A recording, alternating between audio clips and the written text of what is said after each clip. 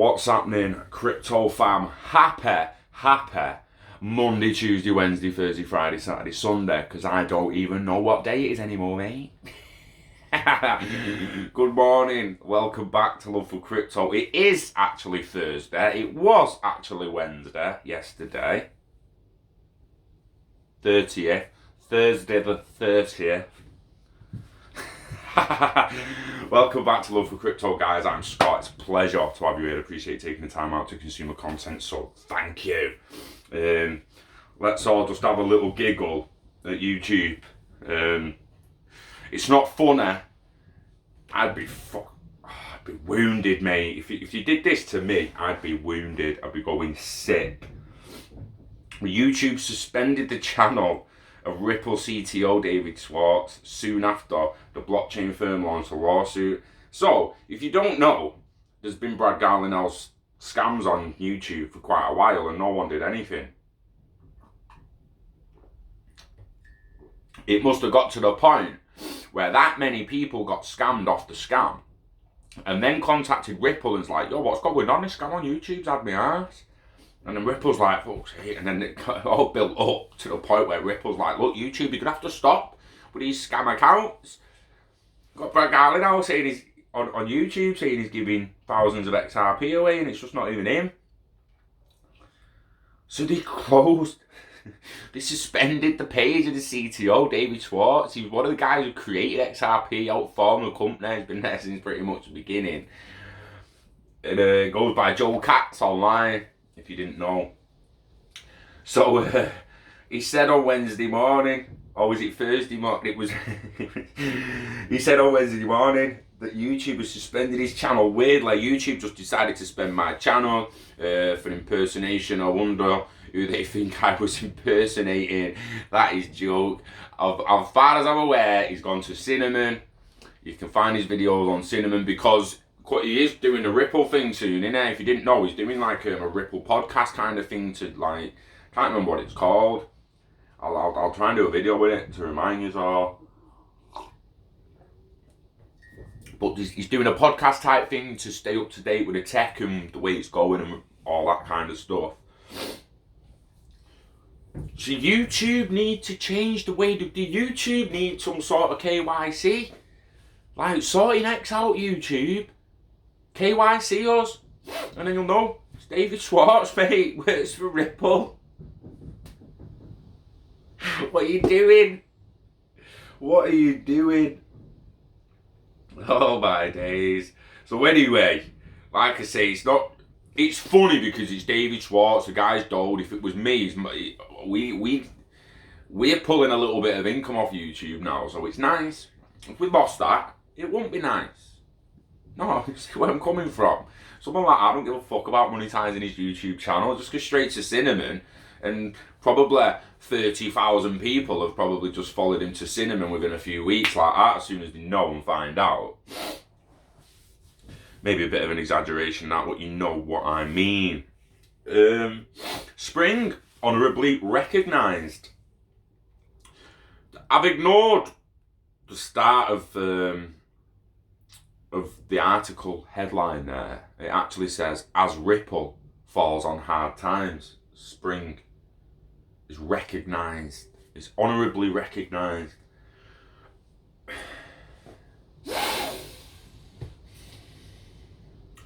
I'm getting sick of it, right? I'm getting sick of it because the headlines and all the stories, as Ripple falls on hard times, Spring is honourably recognised. Ripple on hard times? What? Ripple on hard times, bruh. Have you seen how much that company's worth? Have you seen how much its employees are worth? Have you seen how well its asset works? On hard times, mate. For a long time now, this is a bullet point, a flaming bullet point, the cheat. First one. For a long time now, the performance of XRP has been lackluster. No, it's not. Have you seen how fast it sends? Because like that, mate. The performance of XRP is perfect. What you mean is the price you want it to be.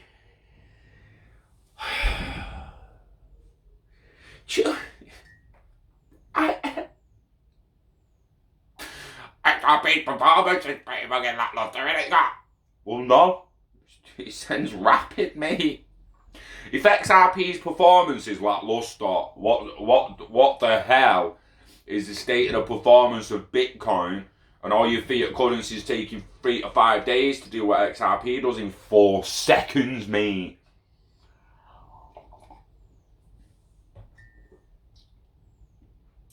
On top of this, Ripple is under fire with a class action lawsuit filed by investors. No, they're not.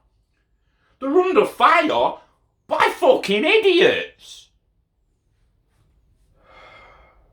Not investors. They are not investors. They don't know how to invest in something. You don't invest in something and then 6 months later moan that it's dipped in value. You don't invest in something at a fucking all-time high, yeah, and then when it retraces in a bear market, you moan. That's not how investors work. Investors realise it's a long-term investment. We're not talking about traders or gamblers or idiots or cretins, ignoramuses. We're talking about investors. Your pension is an investment. Your mortgage is an investment. This shit don't get paid in 2 years, mate.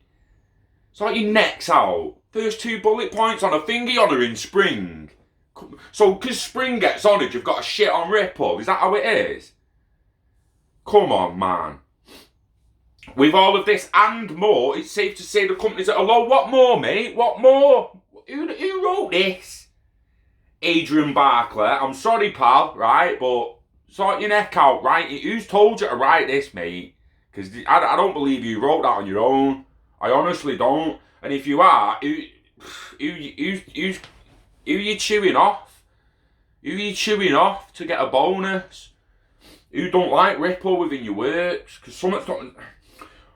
Right, and we're going into the first paragraph now, and we're going to see how long it takes for him to get to Spring. You know, because the article's supposed to be about Spring honourably recognised as Ripple falls on hard times. For a long time now, the performance of XRP has been lackluster. It's safe to say, on top of this, the company behind the token, Ripple, is under fire with a class action lawsuit filed by investors. With all of this and more, it's safe to say that San Francisco-based company is currently at a low, but despite the hard times that Ripple seems to have landed on, journalists from Fast Company found some of the most revolutionary business across the globe coming from many different sectors. One platform that Ripple has designed, called Spring, allows designers and developers to integrate payments into their application. This platform has been recognised by Fast Company as one of these innovative initiatives by Rational. Earlier in the week, 20th of April, Fast Company announced that the winners of its World Changing Ideas Award. This is an event that celebrates projects and different companies that are offering numerous different solutions in a creative way that are proven successful in their field. Fast Company saw more than 3,000 entries for the award ceremony. 26 of this total were winners, with hundreds coming out as finalists in the end. Whereas Spring did not make it to the finals, it did in a very honourable mention for its vision of Internet of Value. Its vision, Spring's vision of Internet of Value, Spring's vision. I think you'll find that's Ripple's vision, that, mate. Internet of Value. Google Internet of Value and see who pops up first, Ripple or Spring, you absolute weapon. I'm sorry, Aiden, whatever your name is, Adrian. You let the side down here, bruh. The leading face of Spring at Ripple, even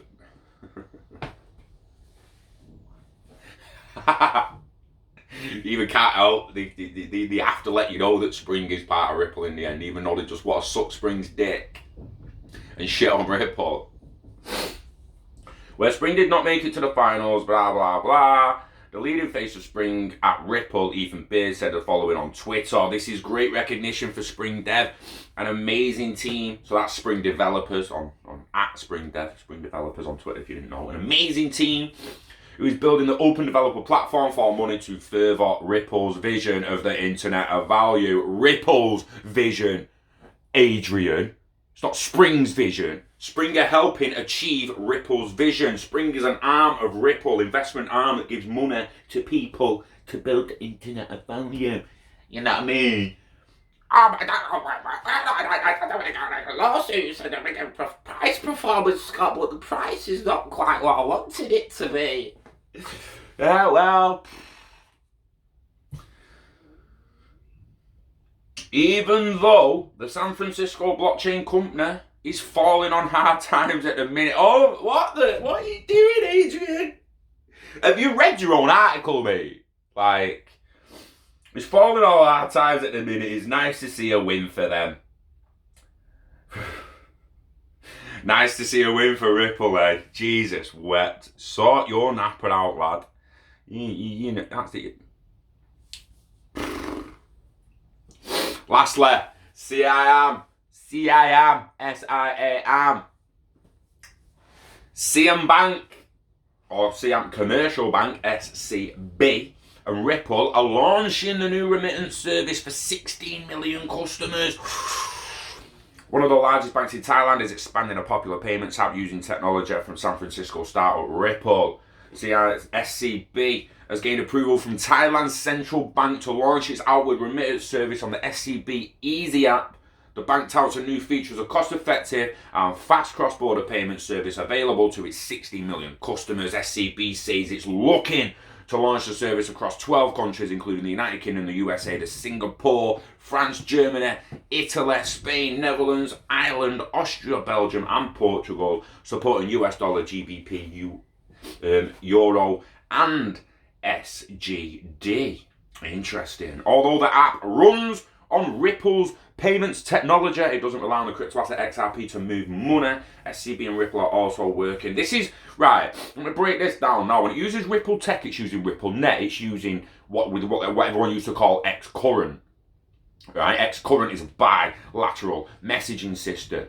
It is basically the substitute, what small banks will use as a substitute until the central banks form their own networks, and SWIFT and the ISO 202.200.220 migration in 2023. The migration of the central banks is going to put their legacy systems and make them as fast as X-Current, where X-Current at the moment makes it faster than the current systems. X-Rapid, now called On-Demand Liquidity, will join all them networks.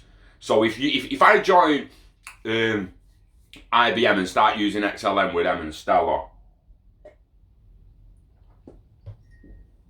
and then I join another network somewhere else, but they don't have Stellar, or they have Stellar and they've got XRP, and I know XRP is faster than Stellar and I trust it more, I bounce from that IBM network through ILP and XRPL. So SCB and Ripple are working, like the app runs on Ripple's payments technology. It will be X-Current. It doesn't rely on the crypto asset XRP to move money. It will be within SCB's own network attached to Ripple Net through X-Current. SCB and Ripple are also working to launch a separate app designed to allow tourists in Thailand to easily pay for goods and services without having to worry about high fees or currency conversions. So that's where, like me, as a holiday guy, might go to Thailand, and I either let Zoom, Revolut, or other apps of that kind handle my foreign exchange at purchase point, at the point of purchase, or the point of sale. Or I'd be able to join this new Thailand app that would then like let me spend my pennies through that app in Thailand. I'd probably just link one of my accounts to it, do some KYC, give it a key, and it's done. But yeah, Ripple's apparently on hard times. Jesus wept, Adrian. Jesus wept. He is actually crying off articles like that, mate. But I'm sick of it. I'm sick of people being like, just smoke screens of bullshit. Just smoke screens of bullshit. Like they'll mention the lawsuits, but won't really dip into how idiotic the lawsuit actually is. They'll mention XRP performance. Performance, to me, is the speed of the asset, the reliability of the asset, the scalability of the asset, the ledger, the performance of the ledger, the performance of the actual asset. They're talking about its performance being poor when they mean price. They mean price movement. Oh, the price ain't that high. The price isn't as high as I wanted it by now. So it's not really performing, is it? This is where people are getting it twisted. And they think it's all going to be done and dusted in a year or two.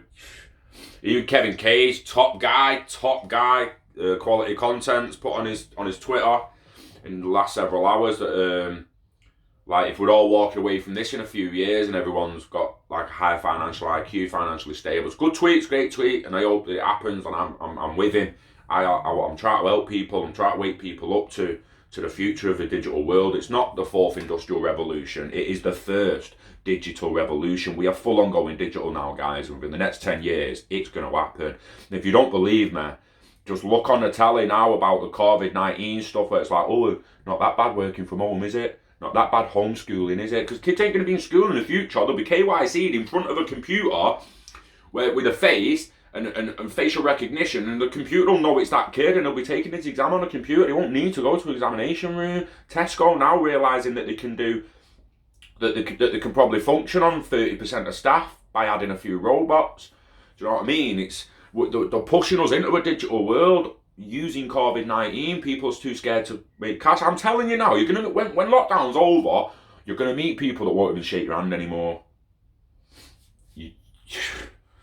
You want to talk about how much the world's actually changed and going to change. You are going to meet people in the rest of 2020 when everyone's allowed back out fully. I know some of us are just going out anyway, and we're still staying 2 meters apart from everyone so everyone can get fucked. But I'm not staying locked down in my house, mate. I'm going out when I want to go out, when I need to go out. I'll just stay 2 meters away from people. But anyway, when this is all over and everyone's back out normal, you're going to meet people that will not shake your hand, that will not stand right next to you, that are going to, what you breathing near me for? It's going to go hardcore. Hardcore. Has anyone seen Surrogates with Bruce Willis? It's called Surrogates, isn't it, with Bruce Willis, where they wear the avatars to go out, and the real body stays at home, the avatar goes out. And, fucking hell, man, I can see that coming, mate. But yeah, anyway, Kevin Cage put a few years on his post, and I just can't see as many of us being in a position to walk away within 3 years. And if you do walk away within a few years, I think post 2025 and running up to 2030, you're gonna regret it if you've not kept hold of a little butty. So do me a favour, guys. Whatever stack you've got and whatever you're gonna sell pre-2025, do me a massive favour. Save 10 to 25% of it for after 2025. And don't come at me with this bullshit that you're only 63, that you're 63 and you want it before you're 70 and all this shit. Get happy and start getting healthier and start living longer. You just need a drive. That's your drive. You want to see that price. You want to see your nephew walk. You want to see your grandkids. Whatever. Just find a drive and try and stay around longer. Right? And again, I'm only saying 10 to 25% for after 2025. You still get 75 to 90% of to yourself before then. And if you do die before you cash out the last 25%, at least your family's sweet. Yeah? Leave a little bit of a legacy for your family. It's not all doom and gloom when it's long-term investment.